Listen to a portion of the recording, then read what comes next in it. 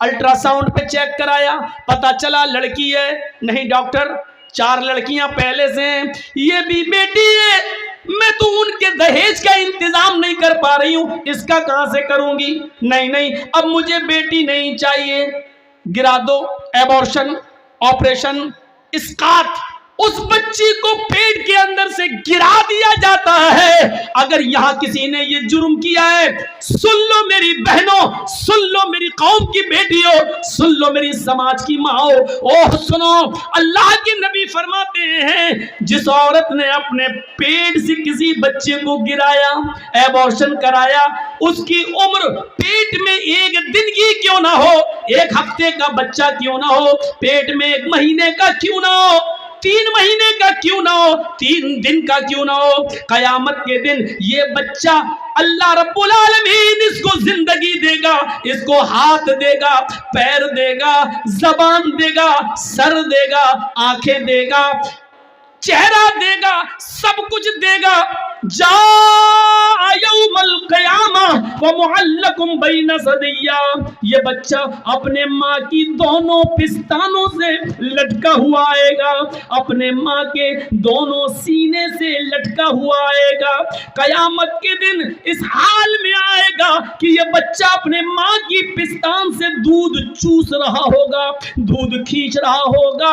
अल्लाह रब्बुल आलमीन की आवाज आएगी, आए बच्चे तुझे कुछ कहना है? बच्चा अपने माँ की पिस्तान को छोड़ देगा, यकूल, चीखेगा और कहेगा, या रब्बी हाज़िही उम्मी क़तलतनी, अल्लाह ये मेरी माँ है जिसने दुनिया में मुझे मार डाला था, अल्लाह ये मेरी माँ है जिसने दुनिया में मेरी जान ले ली थी, अल्लाह ये मेरी माँ है जिसने दुनिया में मुझे कत्ल कर डाला था, अल्लाह ये दुनिया में मेरी न बनी, आज तू इसका मत बन, अल्लाह ये दुनिया में मेरा ख्याल न रख सकी, आज तू इसका ख्याल न रख, आय अल्लाह मेरी माँ को जहन्नम में डाल दे, अल्लाह मेरी माँ को तू जन्नत में मत भेज, अल्लाह इसने दुनिया में मुझे पनाह न दी, दुनिया में मुझे आने से पहले मार डाला, आय अल्लाह तू भी इसको जहन्नम में भेज। वो बच्चा अल्लाह से शिकायत करेगा, अल्लाह मेरी माँ को दुनिया में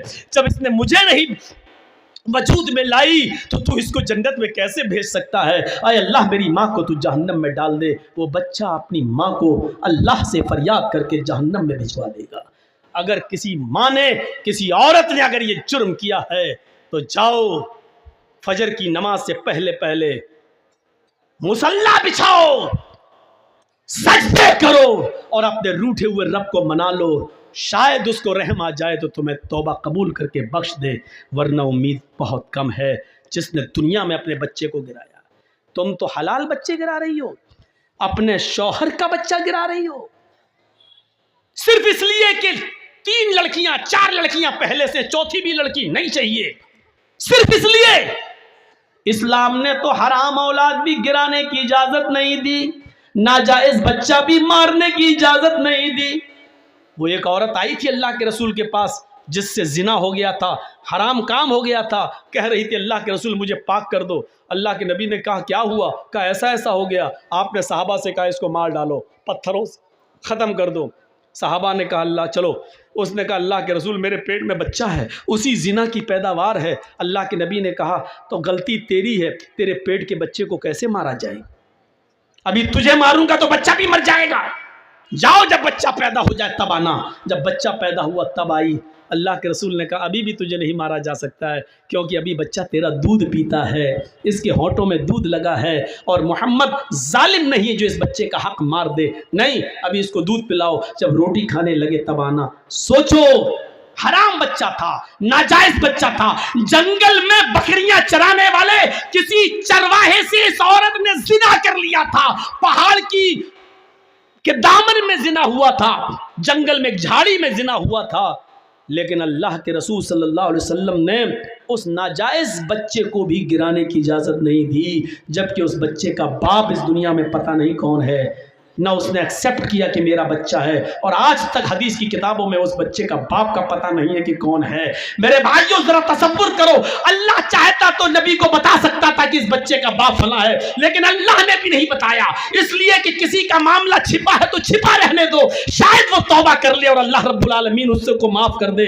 लेकिन अगर किसी को मालूम है तो उसको नंगा करने की जरूरत नहीं है। अगर किसी का ऐब छिपा है तो उसको छिपाने की कोशिश करो, किसी की बुराई छिपी है तो छिपाओ, उसको उजागर मत करो, इसलिए कि तौबा के दरवाजे खुले हुए हैं। अल्लाह रब्बुल आलमीन कब किसको बख्श दे और किसको माफ कर दे। मेरी बहनों, मेरी माओ, मेरी कौम की बेटियों, सुनो, जब नाजायज बच्चे को गिराने की इजाजत नहीं है तो हलाल बच्चा,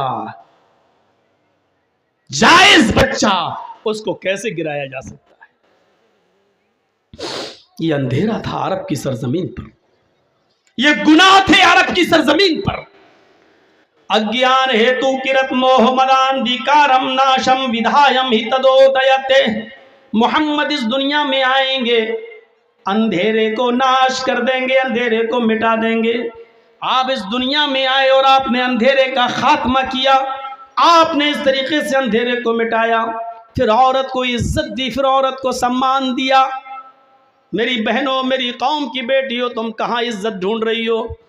इस्लाम ने तुम्हें जो इज्जत दी, अल्लाह की कसम दुनिया के किसी धर्म में और मजहब में वो इज्जत नहीं मिलेगी। तुम कहती हो हमें इस्लाम ने पर्दे की चार दीवारी में कैद कर दिया है, चेहरा तक ना दिखाऊं, हाथ की हथेलियां भी ना खोलूं, पैरों में भी सॉक्स पहनूं, हाथों में ग्लव्स पहनूं, फिर हम तरक्की कैसे करेंगे? मेरी बहनों, तुम्हारी शिकायत अपनी जगह पर सही है, लेकिन मुझे बताओ, ईमानदारी के साथ बताओ, इस रोड पर दो सगी बहनें जा रही हो, दो सगी सिस्टर जा रही हो, दोनों 1-2 साल की उम्र का फर्क हो, एक की उम्र 18 साल हो, एक की उम्र 20 साल हो। इन दोनों सगी बहनों में, इन दोनों हकीकी बहनों में, एक बुर्का ओढ़े हुए हो, नकाब लगाए हुए हो, हाथों में ग्लव्स पहने हुए हो, पैरों में सॉक्स हो, चेहरा छिपा हुआ हो, उसके सर का एक भी बाल दिखाई न दे रहा हो, ये भी सड़क पे जा रही है, और उसी के बगल में उसकी सिस्टर है, उसकी बहन है, वो जीन्स पहने हुए है, वो टी शर्ट पहने हुए है या स्कर्ट पहने हुए है, उसके बाल खुले हुए हैं, उसकी लिपस्टिक लगी हुई है, उसने मेकअप, पॉन्ड्स क्रीम और फेयर एंड लवली इतनी लगा रखी है कि जो उसके चेहरे पर नुमाया है, दिखाई दे रही है, उसने परफ्यूम भी मार रखा है अपनी बॉडी पर। मेरी बहनों, ईमानदारी के साथ बताना, जर्जीज का चेहरा देखकर फैसला मत करना, अपने दिल की गवाही बताना। इन दोनों सगी बहनों में चौराहे पर जो लड़के खड़े हैं, शरारती हैं, छिछोरे हैं, उनको उनके माँ बाप ने अच्छी तरबियत नहीं दी है, वो दूसरों की माँ बहनों को तकते रहते हैं, उनके अंदर ये बुराई है। तुम अपने दिल से फैसला करना, इन दोनों सगी बहनों में वो चौराहे पर खड़े हुए लड़के किस लड़की को छेड़ेंगे और किसको परेशान करेंगे। आपने अपने दिल की गवाही बताना, जर्जीस का चेहरा मत देखना कि जर्जीस क्या कह रहा है, अपने दिल से पूछो कि इन दोनों सगी बहनों में वो लड़के किसको छेड़ेंगे। आपका अंदर से गवाही यही होगी, दिल अंदर से यही कहेगा, स्कर्ट वाली को, जीन्स वाली को, जिसके बाल खुले हैं उसको, जिसकी लिपस्टिक लगी है उसको छेड़ेंगे, तंज मारेंगे, चिढ़ाएंगे, ताने मारेंगे, आवाज कसेंगे, नकाब वाली को कुछ नहीं कहेंगे। कुरान ने यही तो कहा है कि तुम जब रोड पर चलो, सड़क पर चलो, किसी जरूरी काम के लिए निकलो, कुल्लिल मुमिनाति यगुदुदना मिन अब्सारिहिन्ना व यहफज़ना फुरूजहुन्ना वला युब्दीना ज़ीनतहुन्ना। कुरान ने यही तो कहा है कि अपनी निगाहों को नीचा रखो, व यहफज़ना फुरूजहुन्ना, अपनी शर्मगाह की हिफाजत करो, वला युब्दीना ज़ीनतहुन्ना, और अपने बनाओ सिंगार को, ज़ेबो जीनत को गैर मर्दों के सामने जाहिर मत करो। ये 3 चीजें औरतों को बताई हैं। पहली चीज निगाहें नीची रखो। जब औरत निगाह नीची करके चलने लगे और हर वक्त उसकी निगाहें नीची रहें तो कभी व्हाट्सएप पे किसी से बात करने की ज़रूरत ही नहीं पड़ेगी, मैसेंजर और फेसबुक चलाने की ज़रूरत ही नहीं पड़ेगी। क्योंकि जब निगाहें नीची रखती है तो वो क्या जाने कौन गुजर रहा है, कौन जा रहा है, कौन आ रहा है। पहली चीज निगाहें नीची रखो। दूसरी चीज वयहफज़्न फ़ुरूजहुन्ना, अपनी शर्मगाह की हिफाजत करो। इतने मोटे कपड़े पहनो कि तुम्हारे जिस्म की नुमाइश ना हो, इतने गाढ़े कपड़े पहनो, इतने लूज कपड़े पहनो कि तुम्हारे बदन का, तुम्हारे शरीर का, तुम्हारी बॉडी का नशेब फराज दिखाई न दे। तीसरी चीज वला युब्दीना ज़ीनतहुन्ना, और अपने बनाओ सिंगार को, अपने मेकअप को गैर मर्दों के सामने जाहिर न करो। इसका मतलब यह है कि अपने मर्दों के सामने जाहिर कर सकती हैं, अपने शौहरों के सामने जाहिर कर सकती हैं। लिपस्टिक कोई बुरी चीज नहीं है, लेकिन घर में लगाइए, और बाहर लगाओगी तो बहुत बुरी चीज है। जलसों में भी लगा के आई होंगी, जलसों में भी लिपस्टिक लगा सकती है औरत। अब तो पहले एक कंपनी थी जो लिपस्टिक बनाती थी जिसमें खिंजीर की, सूअर की चर्बी आती थी, लेकिन अब उसने भी इकरार कर लिया है कि नहीं नहीं अब हम नहीं मिलाते हैं, और एग्रीमेंट करके दिया है उसने। इजरायली कंपनी थी, लेकिन अब नहीं आती। लगा सकती है औरत, लेकिन घर में। फेयर एंड लवली लगा सकती है बिल्कुल, लेकिन घर में। पॉन्ड्स लगा सकती है बिल्कुल, लेकिन घर में। परफ्यूम लगा सकती है बिल्कुल, लेकिन घर में। बाहर कोई चीज नहीं। अलमरातु इज़ा इस्तअतरत फमर्रत बिल मजलिस फहिया कज़ा व कज़ा आनिया ज़ानिया ज़ानिया ज़ानिया। अल्लाह के रसूल सल्लल्लाहु अलैहि वसल्लम ने 3 बार फरमाया। और सुनो, तर्जमा सुन लो। अलमरातु इज़ा इस्तअतरत, जब औरत खुशबू लगाकर निकलती है, खुशबू इस्तअतरत, और अरबी जानने वालों को मालूम है ये बाबे इस्तिफाल में आया है। इस्तअतरत जिसके अंदर तलबे माखस पाया जाता है, यानी सिर्फ अतर नहीं, परफ्यूम नहीं, कोई भी चीज लगा ले जिससे खुशबू आती हो। और सुन लीजिए पहले, औरत कोई भी चीज लगा ले जिससे खुशबू आती हो, मसलन आर्निका हेयर ऑयल, चमेली का तेल, ऑयल, डाबर आंवला, जिसमें खुशबू है। इस्तअतरत बाब इस्तिफाल में तलब माखस, हर वो चीज जिसके अंदर खुशबू उड़ती हो, खुशबू लगती हो, ये चीज औरत घर में लगा सकती है। लेकिन अगर ये लगाकर घर से बाहर निकली फमर्रत बिल मजलिस, और जहां लोग बैठे होते हैं उनके सामने से गुजरी, यानी रास्ते में चलती है, चौराहे पे जाती है, दुकानों से गुजरती है, दुकानों पे जाती है, फहिया कज़ा व कज़ा, वो ऐसी है, वो ऐसी है, वो ऐसी है। सहाबा ने कहा अल्लाह के नबी ऐसी ऐसी का क्या मतलब है? नहीं सुन पाओगे, इतना बड़ा कलेजा नहीं है हमारा, किस जबान से हम बोलें? सहाबा कह रहे अल्लाह के नबी बताइए कैसी है। कहा नहीं समझे, कहा नहीं, खुल के बताइए। अल्लाह के नबी ने कहा आनी अज़ानिया अज़ानिया अज़ानिया, वो बदचलन है, वो बदचलन है, वो बदचलन है। कलेजा हो तो सुनो, और अगर सुनने का कलेजा ना हो तो मौलवी जर्जीस को बुलाना छोड़ दो, और बुलाओगे तो सुनना पड़ेगा। तुम्हें नहीं, तुम्हारे बाप को भी सुनना पड़ेगा। ये 10 साल हमने मदरसों में कोई घास नहीं छीली है, आलू नहीं छीले, यही सब पढ़ा है, और जो पढ़ा है वो बताऊंगा। ये नबी कह रहे हैं वो बदचलन है। हाय हाय, खुशबू लगाने वाली बदचलन है, परफ्यूम लगा के निकलने वाली बदचलन है। खुशबूदार कोई भी चीज अपने जिस्म पे लगा ले और दुकानों से जाकर शॉपिंग करे, उसको बदचलन कहा है। मर्दों के साथ दुकान पर बैठती हो 5-6 घंटे, वो कौन हुई? कॉलेज में लड़कों के साथ उसके पास बैठकर 5-5, 6-6 घंटे पढ़ती हो, और इंटरवल में कॉलेज की कैंटीन में दोनों चाय पीती हो, वो कौन हुई? अगर उसके बारे में हम बोल देंगे तो ये गालियां देंगी बेचारी, भाई पढ़ुआ मौलवी आ गया जाने कहां से। इसीलिए यहीं से अंदाजा लगा लो, जो औरत खुशबू लगाकर निकल जाए वो ऐसी है, वो ऐसी है, वो ऐसी है, यानी बदचलन है, बदचलन है, बदचलन है।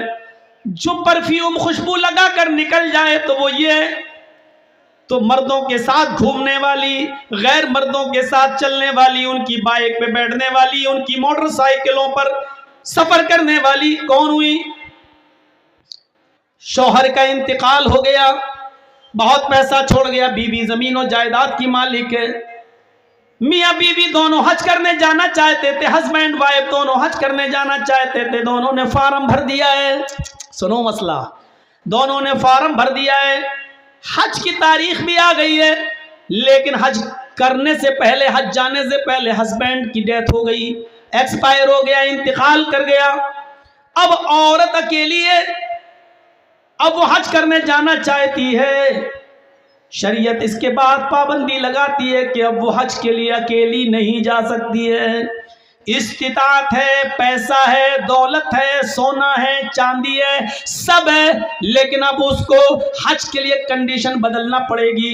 अब उसको अपने बाप के साथ हज करने जाना पड़ेगा, बाप नहीं है तो अपने भाई के साथ हज करने जाना पड़ेगा, भाई नहीं है तो अपने बेटे के साथ हज करने जाना पड़ेगा, बेटा भी नहीं है तो फिर उसको अब हज मुलतवी करना पड़ेगा, कैंसिल करना पड़ेगा। साहब वो तो इस्तिताअत है, पैसे वाली है, उसके ऊपर तो हज फर्ज है, लेकिन इस्लाम ये कहता है जब उसका शौहर इंतकाल कर गया, उसका बाप नहीं है, बेटा नहीं है, भाई नहीं है, तो अब उस औरत को अकेले हज की इजाजत नहीं है।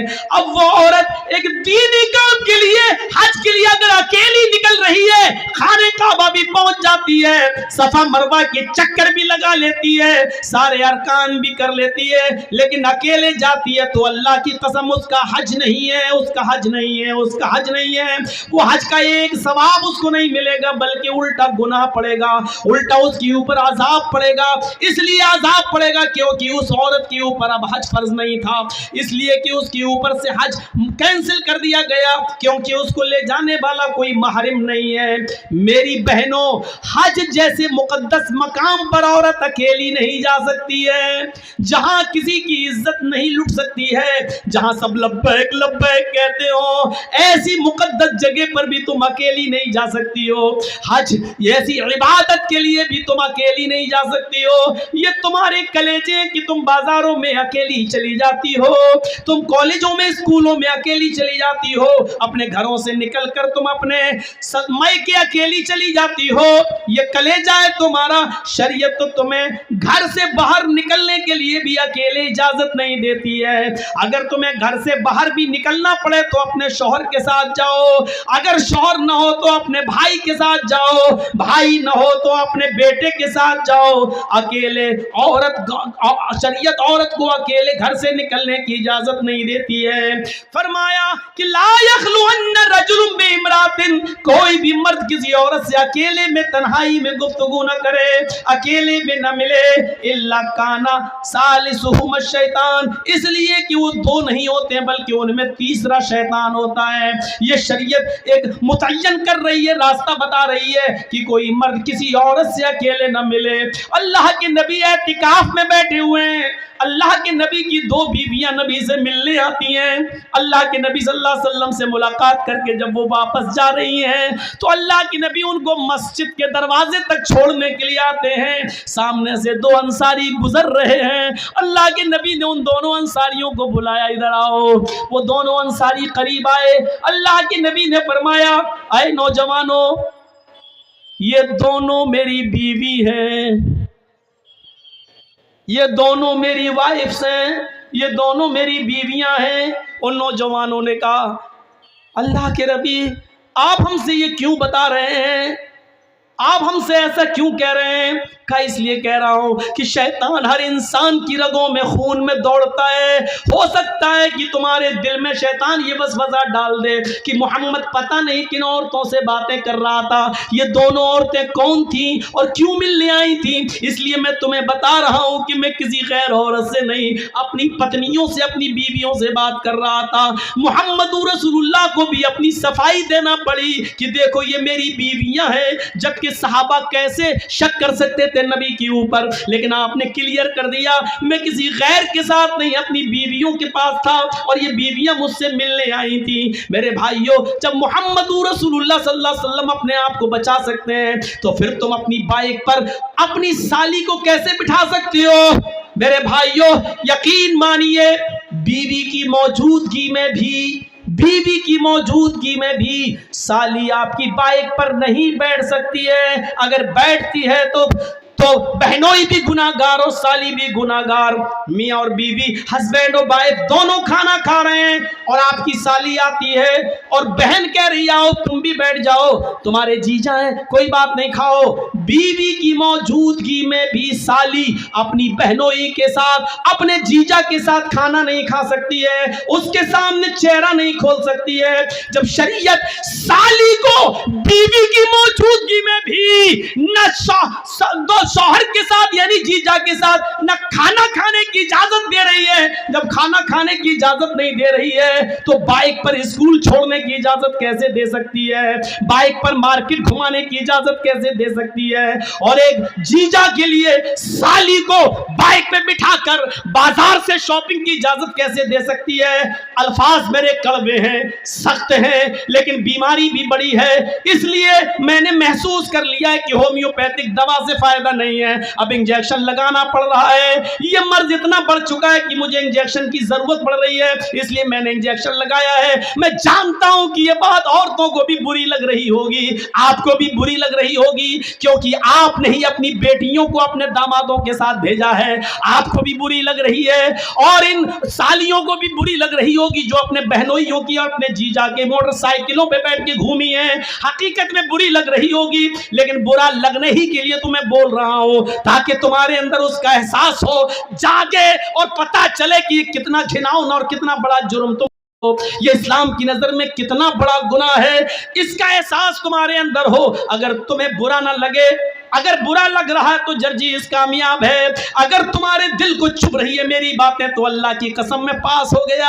अगर मेरी बातें तुम्हें खटक रही हैं तो अल्लाह की कसम में अपनी तकरीर में कामयाब हो गया। अगर मेरी बातें तुम्हें बुरी लग रही हैं तो अल्लाह की कसम में अब कामयाब हो गया। लेकिन हमारी बातें अगर तुम्हें बुरी नहीं लग रही हैं और तुमने सोचा है कि हम सुन लेंगे, अमल तो करना ही नहीं है, मजे लेने के लिए आई हो, तो माफ कीजिएगा, ये जलसा बेकार है, मेरी तकरीर बेकार है, आपका यहाँ बैठना बेकार है, क्योंकि पूरी रात आप आंखें फोड़ रहे हैं। सवाब आपको एक नेकी का नहीं मिलेगा, रत्ती बराबर नहीं मिलेगा, क्योंकि सवाब नीयत के ऊपर मिलता है। हमारी नीयत जब सुधरने की नहीं है तो हमें सवाब क्यों मिलेगा? मेरे प्यारे साथियों, यह एहसास हमें अपने अंदर पैदा करना होगा, करना होगा, करना होगा।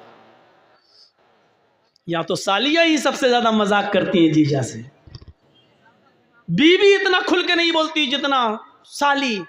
ये जो कैसी लगी मेरी बहन, ये सारी सालियां ही मजाक करती हैं सबसे ज्यादा जीजा से।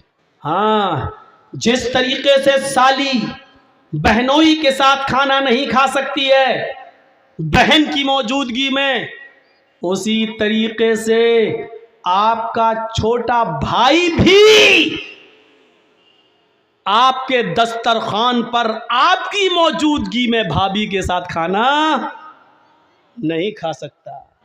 चाहे कितना कहो बेटा, भाभी है तुम्हारी, चलो बैठ जाओ, हम भी खा रहे हैं, चलो भाभी। इधर सालियां जीजा से मजाक कर रही हैं सबसे ज्यादा और इधर भाभियां देवर से मजाक कर रही हैं सबसे ज्यादा। माहौल देखिए आप कहां पहुंच गया। अब देखिए ये बातें जब होने लगी तो कितनी आवाजें आने लगी, सुनना ही नहीं चाहती हैं। इनके खिलाफ कोई बात मत बोलो, ऐसा लग रहा है जैसे मछलियां बिक रही हों, मार्केट लगा हो मछलियों का। तो मेरे भाइयों, अल्लाह के रसूल से किसी ने पूछा, एक सहाबी ने, एक औरत ने, सहाबिया ने, अरे अल्लाह के नबी, मैं जिस घर में रहती हूं मेरा देवर भी उसमें रहता है।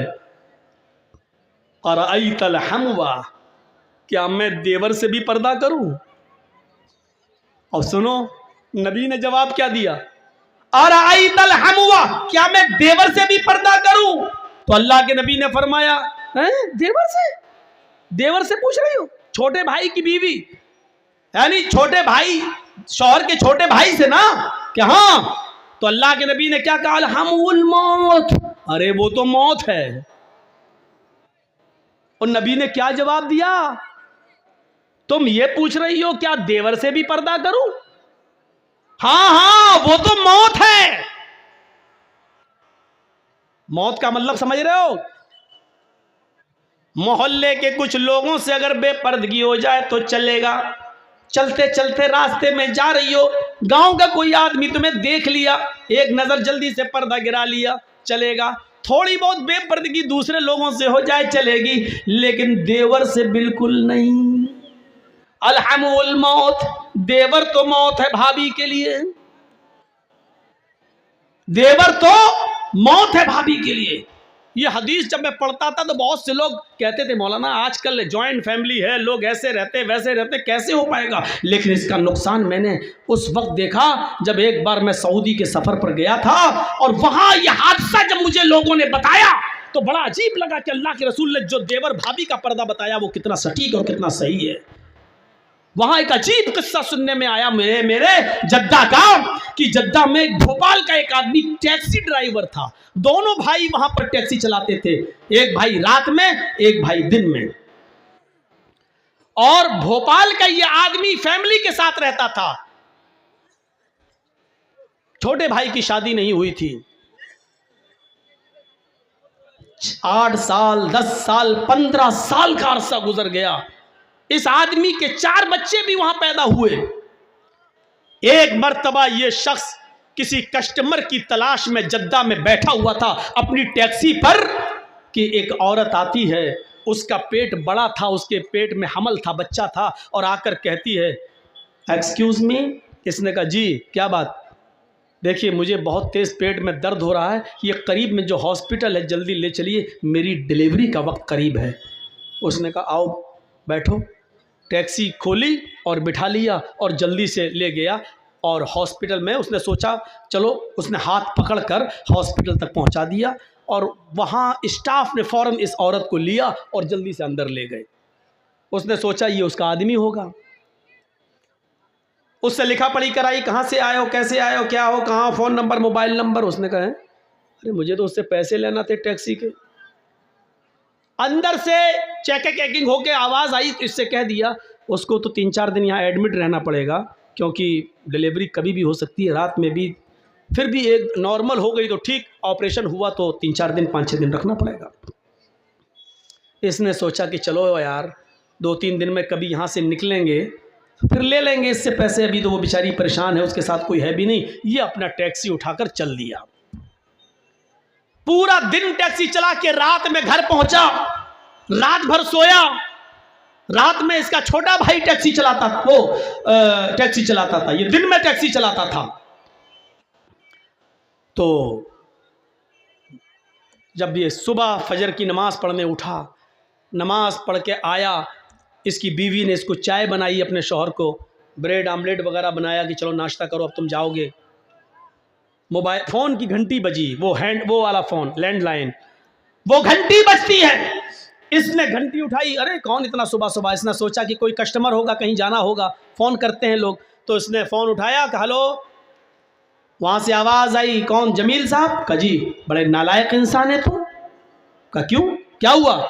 कहा हॉस्पिटल में तुम अपनी बीवी को छोड़ गए हो, बेचारी रात भर यहाँ परेशान रही, जल्दी आइए हॉस्पिटल में, डिलीवरी हो गई और तुम्हें लड़का हुआ है। इसके तो होश उड़ गए। ए डॉक्टर, तुम्हारा दिमाग ठीक है? वो मेरी बीवी भी नहीं थी।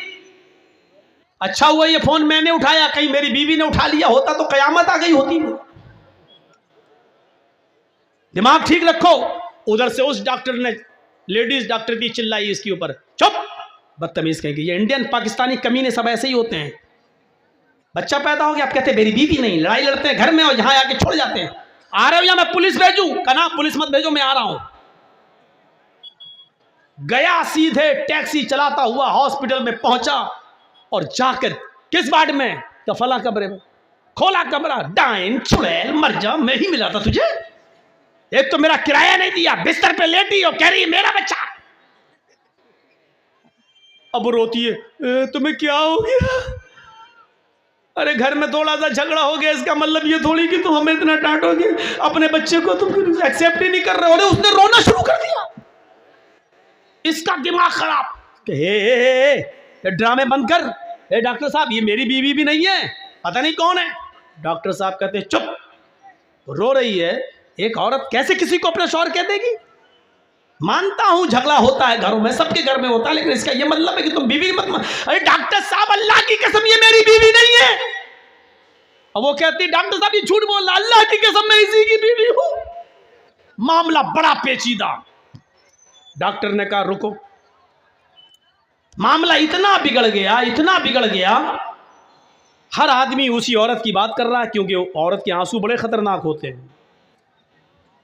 इन आंसुओं को जो समझ जाए वो बहुत बड़ा समझदार माना जाएगा। औरत के आंसुओं को समझना बड़ा मुश्किल है। आप शादीशुदा हैं, आपको तजर्बा होगा, हमें भी तजर्बा है। बहुत ये आंसू बड़े खतरनाक होते हैं, इसलिए पूरे हॉस्पिटल का स्टाफ औरत की तारीफ कर रहा। क्या है? बिल्कुल से चुप चुप। डॉक्टर कहता चलो को, अभी तुम्हारी रिपोर्ट सामने आती है, इधर आओ, लाओ डीएनए टेस्ट कर लेते हैं। क्या कर लो? आदमी कहता हाँ कर लो। ब्लड निकाला, बच्चे का ब्लड निकाला। औरत कहती है कि डॉक्टर साहब रिपोर्ट क्या सही आएगी? कभी कभी मशीनें भी गलत रिपोर्ट दे देती हैं। ये औरत बोल रही है। अब वो आदमी जिसका ब्लड निकल रहा था वो कहता चल, मशीनें कभी कभी गलत रिपोर्ट दे देती हैं। अब जब पोल खुलने वाली हुई तब रिपोर्ट गलत। चुप। अभी दूध का दूध, पानी का पानी अलग होता है। इसी बीच अजान की आवाज़ आने लगी। इसने वहीं पर अपने सर का गमछा उतारा, बिछाया, नमाज पढ़ना शुरू कर दिया। लेकिन सोचने लगा यार कहीं गलत रिपोर्ट आ गई तो, कहीं औरत की बात सही ना निकल जाए, कहीं यही रिपोर्ट ना आ जाए कि मेरा ही बच्चा है। अब तो घर में कैसे लेके जाऊंगा? अल्लाह देख, तू अच्छी तरह जानता है मेरा बेटा नहीं है। अल्लाह तू जानता ही है मेरी बीवी नहीं है। अल्लाह देख मेरी रिपोर्ट सही आनी चाहिए। 2 दिन के बाद कहा जाओ रिपोर्ट आएगी, 2 दिन के बाद तुम आना। 2 दिन के बाद इसको बुलाया। बोलो क्या बात? हाँ जी। और डर भी रहा है। डॉक्टर हंस रहे हैं। तो डॉक्टर साहब हंसिए मत, पहले बताइए रिपोर्ट क्या आई है। डॉक्टर साहब कहते हैं कि तुम सही कह रहे थे कि तुम्हारा बच्चा नहीं, ये औरत झूठ बोल रही है, तुम्हारा ब्लड इसके ब्लड से मैच ही नहीं खा रहा है। औरत कहती देखिए डॉक्टर साहब मैंने पहले ही कहा था कि रिपोर्ट गलत आएगी, अल्लाह की कसम यही मेरा पति है। आदमी कहता चुप, तेरी पोल खुल गई है, दूसरे का पाप मेरी गोद में डालना चाह रही है, भाग यहां से। डॉक्टर साहब मैं जाऊं? डॉक्टर साहब कहते हैं आप जाइए। उस औरत से कहा ए बता कौन है तेरा हस्बैंड, नहीं तो अभी तुझे कत्ल की सजा होगी। यहां पर सऊदीया है, ये इंडिया नहीं है। कहती डॉक्टर साहब अल्लाह की कसम ये इसी का बच्चा है, मैं इसकी बीवी हूं, मत जाने दीजिए, मैं किसके पास जाऊंगी। डॉक्टर ने सर पे हाथ पकड़ के कहा मेरी बहन मैं तुम्हें कैसे बताऊं कि ये इसका बच्चा नहीं है। इसकी रिपोर्ट ये बता रही है कि ये जिंदगी में कभी बाप बनने के लायक ही नहीं है, ये बाप बन ही नहीं सकता। अब वो आदमी कहता क्या डॉक्टर क्या? कि हाँ तुम्हारी रिपोर्ट कह रही है तुम बाप बनने के लायक ही नहीं हो, तुम्हारे अंदर उतने स्पर्म नहीं है, तुम्हारे अंदर उतने शुक्राणु नहीं है, तुम बाप बन ही नहीं सकते हो, तुम्हारे शुक्राणु नील है, 0 है, तुम बाप नहीं बन सकते। हे डॉक्टर 4 बच्चों का बाप हूं और तुम कह रहे बाप नहीं बन सकता, मैं 4 बच्चे हैं मेरे। अब औरत चिल्लाती देखिए डॉक्टर साहब मैंने कहा था ना रिपोर्ट गलत होती है। अब यहां से ये आदमी कहता है चुप, ये रिपोर्ट तो सही है कि ये बच्चा मेरा नहीं है, लेकिन ये रिपोर्ट गलत है कि मैं बाप नहीं बन सकता। और डॉक्टर कहता चुप रहो तुम दोनों, मेरा दिमाग खराब कर दिया है। वो कहती इसका शौहर, वो कह रहा मेरा शौहर नहीं, तुम कह रहे हो ये मेरा बेटा नहीं, रिपोर्ट करी बाप नहीं बन सकते, तुम कह रहे हो मैं 4 बच्चों का बाप हूं। ऐसे तो रिपोर्ट, मेरा केस ही नहीं आया मेरे पूरे हॉस्पिटल में आज तक ऐसा। इसने फाइल उठाई, चल दिया, गाड़ी में डाला, बाप नहीं बन सकता, हट, गाड़ी चला रहा है।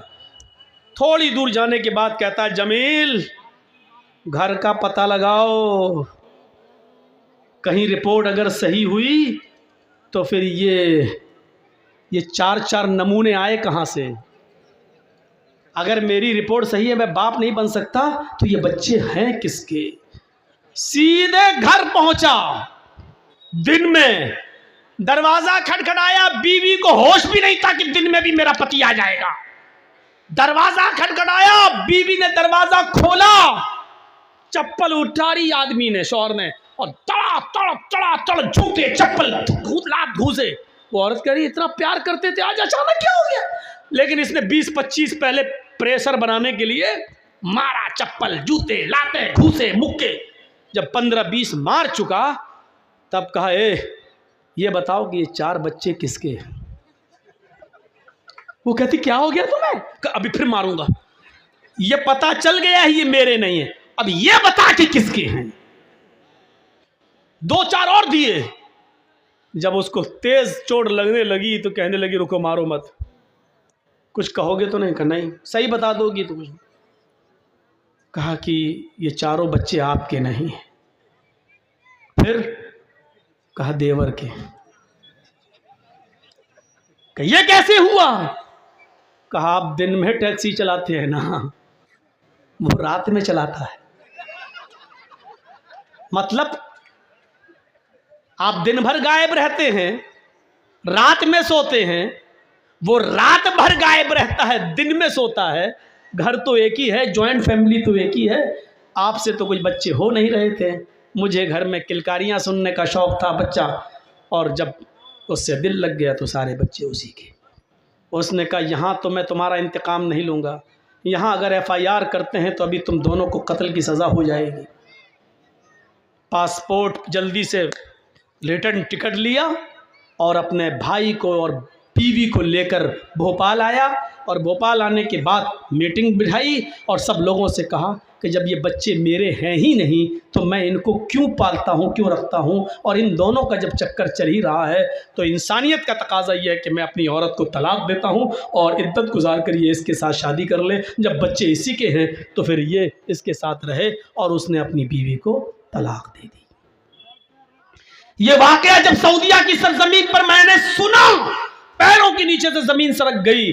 उसी दिन मेरी तकरीर हुई जद्दा में, सऊदी के अंदर जद्दा में, और इसी टॉपिक पर मैं बोला अल्हम्दुल मौत। अल्लाह के नबी ने कहा तो देवर भाभी के लिए मौत है। कितना सही जुमला बोला था अल्लाह के रसूल ने। क्या अल्लाह के रसूल, क्या मैं देवर से भी पर्दा करूं? फरमाया देवर तो मौत है भाभी के लिए, देवर तो मौत है भाभी के लिए। तो इसलिए मेरी बहनों, मैं तुम्हें गलत नहीं कह रहा हूं, लेकिन देवर से पर्दा है, साली को जीजा से पर्दा है, भाभी को देवर से पर्दा है, और इसमें कमी नहीं होनी चाहिए। शराफत का तकाजा यह है कि पर्दे पर अमल करिए। इस्लाम ने तुम्हें बहुत इज्जत दी है। अल्लाह की कसम, अगर तुम बीवी हो तो शौहर को हुक्म दिया जो खुद खाओ वो अपनी बीवी को खिलाओ। कितनी इज्जत है। जो खुद पहनो वो अपनी बीवी को पहनाओ। खबरदार अपनी बीवी के गाल पे कभी थप्पड़ मत मारो। तुमने अल्लाह का कलमा पढ़कर उनको अपने ऊपर हलाल करार लिया किया है, इसलिए फइन्नकुम अखज़्तुमूहुन्न बिकलिमतिल्लाह, अल्लाह के कलमे के जरिए उनकी शर्मगाहें तुम्हारे ऊपर हलाल हुई हैं, इसलिए तुम अपनी बीवियों के साथ अच्छा सलूक करो। कितना बड़ा अल्लाह के रसूल सल्लल्लाहु अलैहि वसल्लम ने एक औरत को कितना बड़ा मकाम दिया है। अगर औरत बीवी है तो शौहर जो खाएगा वो खिलाएगा, जो पहनेगा वो पहनाएगा। अगर तुम किसी बेटे की माँ हो तो अल्लाह के रसूल ने फरमाया, पूछा अल्लाह के नबी मेरी माँ जिंदा है, मेरे लिए कोई काम बताओ कि मैं जन्नत में दाखिल हो जाऊं। फरमाया उम्मुका जन्नत, क्या तू जन्नत तलाश करना चाहता है? जन्नत तो तेरी माँ है। अपनी माँ की खिदमत करो, जन्नत हासिल कर ले। अल्लाह के रसूल ने उस साहबी से कह दिया, जन्नत, एक साहबी अल्लाह के रसूल, मैं जिहाद में जाना चाहता हूं, जंग हो रही है, मैं चाहता हूं मैं शहीद हो जाऊं और जन्नत पा जाऊं। अल्लाह के नबी ने कहा, क्या तुम्हारे बाप जिंदा हैं? कहा नहीं। क्या तुम्हारी माँ जिंदा है? कहा हाँ। फरमाया, तुम जिहाद में नहीं जा सकते। अगर तुम जिहाद में गए और शहीद हो गए तो तुम्हारी माँ की देखरेख कौन करेगा? तुम अपनी माँ की खिदमत करो, तुम्हें जिहाद का सवाब मिलेगा। मेरे प्यारे साथियों, अगर एक औरत माँ है तो अल्लाह के रसूल सल्लल्लाहु अलैहि वसल्लम ने उसी को जन्नत कह दिया।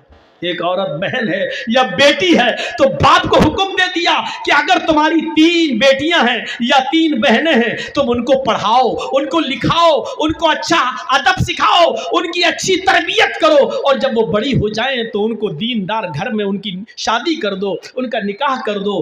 तुम जन्नत में मेरे पड़ोसी बनकर मेरे साथ ऐसे रहोगे जैसे ये दोनों उंगलियां आपस में मिली हुई है। ये अल्लाह के नबी सल्लल्लाहु अलैहि वसल्लम ने फरमाया। तो बेटी और बहन को पढ़ा लिखाने वाला और उनकी शादी कराने वाला मोहम्मद रसूलुल्लाह का पड़ोसी बनकर रहेगा। सोचो मेरे प्यारे साथियों, कितना बड़ा मकाम दिया है एक औरत को। इस्लाम के अलावा दुनिया की कोई ताकत, दुनिया का कोई धर्म, दुनिया का कोई मजहब औरत को इतनी आजादी नहीं देता है और इतना बड़ा मकाम नहीं देता है।